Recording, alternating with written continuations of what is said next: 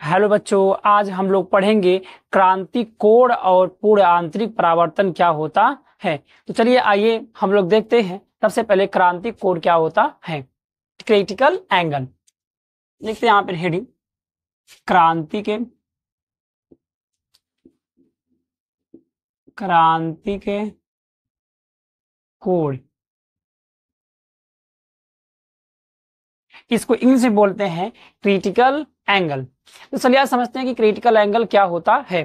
ठीक है, देखिए यहाँ पे सबसे पहले ऊपर एक मान लेते हैं कि सघन माध्यम है, ठीक है, और एक नीचे विरल माध्यम है इस जगह। और इन दोनों माध्यमों को अलग करने वाली एक बीच में एक रेखा खींच देते हैं। ठीक है, यह जो रेखा है, इस रेखा का जो नाम होता है वह है दो माध्यमों को अलग करने वाली क्या है रेखा। यहाँ पे दो माध्यम कौन सा है, सघन और विरल है। अब क्या करते हैं, एक प्रकाश किरण को सघन माध्यम से विरल माध्यम की ओर आपतित कराते हैं। तो हम लोग को पता है कि जैसे ही प्रकाश किरण सघन से विरल में जाएगा तो यह अविलंब से क्या होगा, दूर जाएगा। ठीक है, ऐसा होता है। तो सबसे पहले यहाँ पे क्या चाहिए, अविलंब चाहिए। इस जगह पे ये क्या हो गया, अविलंब हो गया। अब यह प्रकाश किरण जैसे ही सघन से विरल में जाएगा यह अविलंब से क्या हो जाएगा, इस प्रकार से दूर हो जाएगा। तो हम लोग जानते हैं कि यह घटना क्या कहलाता है, अपवर्तन कहलाता है। ठीक है, बट हम लोग को समझना क्या है, क्रांति कोण क्या होता है।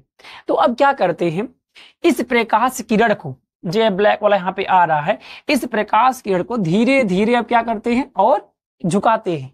ठीक है, अब जैसे धीरे धीरे झुकाएंगे तो यह वाला जो प्रकाश किरण ऐसे प्रकार से जो विचलित हो जा रहा था, जैसे इसको झुकाएंगे यह प्रकाश किरण ऐसे क्या होगा, धीरे धीरे यह मुड़ता जाएगा इस प्रकार से। जैसे अभी देखिए इस प्रकार से हो रहा है ये। अब लेकिन जैसे इस ब्लैक वाले को झुकाएंगे इस तरीके से, ऐसे ये वाला थोड़ा सा क्या होगा और ऊपर जाएगा, थोड़ा और झुकाएंगे थोड़ा और क्या होगा, ऊपर जाएगा। तो एक स्थिति ऐसी आएगी कि यह प्रकाश किरण जब इसको थोड़ा ज्यादा झुका दिया जाएगा इस जगह पे ऐसे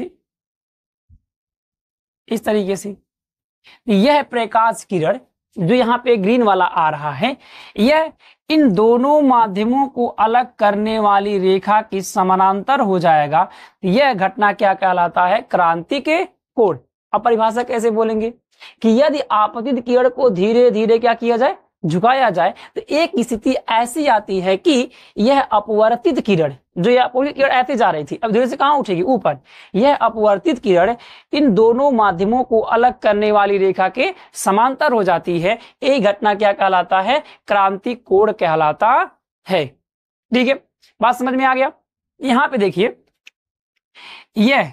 यह वाला जो कोण है, यह आपका आर का मान जो होता है यह 90 डिग्री होता है। और यहां पे जो यह कोण बना है, यह वाला, यह आपका बना हुआ है सी को बोलते हैं क्रांति के कोण बोलते हैं। बात समझ में आ गया कि नहीं। ठीक है, तो अब इसके आगे हम लोग समझेंगे कि पूर्ण आंतरिक परावर्तन क्या होता है। ठीक है, देखिए अभी ये तो यहां तक झुकाए थे, क्रांति कोण हुआ, लेकिन इस ग्रीन वाले प्रकाश किरण को अभी यहां तक झुका हुआ है, थोड़ा और क्या करते हैं, झुकाते हैं। तो यह प्रकाश किरण इस दोनों रेखा के समांतर ना होके या उसी माध्यम में वापस क्या होगा, चला जाएगा। तो एक घटना क्या हो जाएगा, आपका पूर्ण आंतरिक परावर्तन। यहाँ पे दूसरा चित्र एक बनाते हैं, यह माध्यम सघन और नीचे का माध्यम क्या, विरल, यह हो जाएगा इस जगह। और यहाँ पे प्रकाश किरण क्या हो रही है, आपतित हो रही है इस प्रकार से। यहाँ पे क्या है, अविलंब है। यह प्रकाश इससे क्या हो गई है, दूर हो गई इस प्रकार से। यह घटना आपका अपवर्तन कहलाया। लेकिन इस प्रकाश किरण को धीरे थोड़े और क्या किया, धीरे धीरे झुकाया गया इस तरीके से।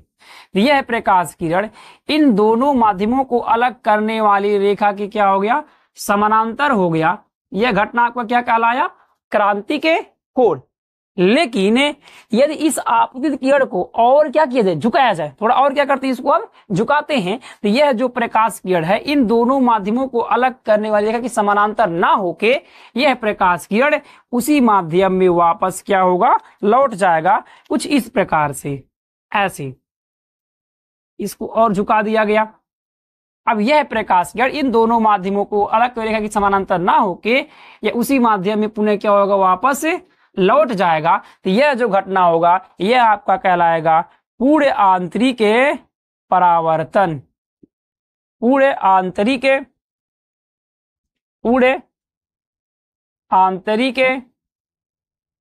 परावर्तन, यह घटना। और यह वाला जो हुआ है इसको कहेंगे क्रांतिक कोण। क्रांति के कोण।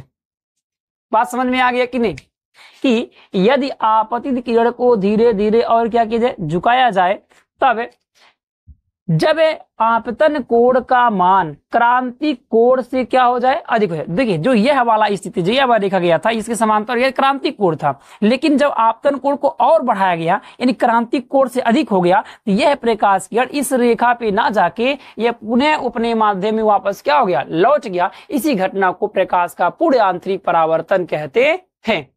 कि जब आपतन कोण का मान, देखिए जो यहां से यहां तक था यह अभी यहाँ पे क्रांति कोण था यह वाला, लेकिन जब धीरे से और इसको क्या किया, झुकाया गया तो यह वाला कोण क्या हो गया, बढ़ गया। यानी कह सकते हैं कि जब आपतन कोण का मान क्रांतिक कोण से क्या हो जाए, अधिक हो जाए, तो यह अपवर्तित किरण विरल माध्यम में ना जाकर पुनः अपने सघन माध्यम में वापस लौट आती है। प्रकाश की इसी घटना को प्रकाश का पूर्ण आंतरिक परावर्तन कहते हैं। ठीक है, देखिए सबको समझ में आ गया। प्रकाश के पूर्ण आंतरिक परावर्तन पर कई सारे घटनाएं होती हैं, उन सभी चीजों को क्या कर लेते हैं, समझ लेते हैं। देख लेते हैं कि प्रकाश के पूर्ण आंतरिक परावर्तन पर आधारित घटनाएं, इसको देखिए पहला समझते हैं। देखिए जो हीरे का चमकना होता है, हीरे का चमकना, पहला जो हीरे का जो चमकना है ये भी प्रकाश के पूर्ण आंतरिक परावर्तन के कारण होता है। प्रकाश के पूर्ण आंतरिक परावर्तन के कारण हीरा कैसा दिखाई देता है, चमकदार दिखाई देता है। दूसरा आता है यहाँ पे शीशे में पड़ी दरार का चमकदार दिखाई देना। देखिए आप कभी देखेंगे कि जो शीशा होता है कभी जब टूट गया रहता है तो जैसे प्रकाश पे पड़ता है बहुत तेज चमकता है, वह इस कारण होता है प्रकाश के पूर्ण आंतरिक परावर्तन के कारण। तो यहाँ पे लिखा गया है कि शीशे में पड़ी दरार का चमकदार दिखाई देना एक किसके कारण होता है, प्रकाश के पूर्ण आंतरिक परावर्तन के कारण होता है। ठीक है, प्रकाशिक तंतु, इसको इंग्लिश में बोलते हैं ऑप्टिकल फाइबर।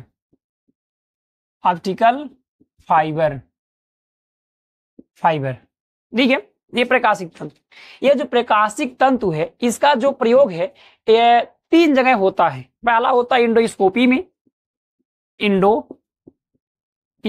में, और दूसरा होता है आपका डाटा ट्रांसफर करने में, ट्रांसफर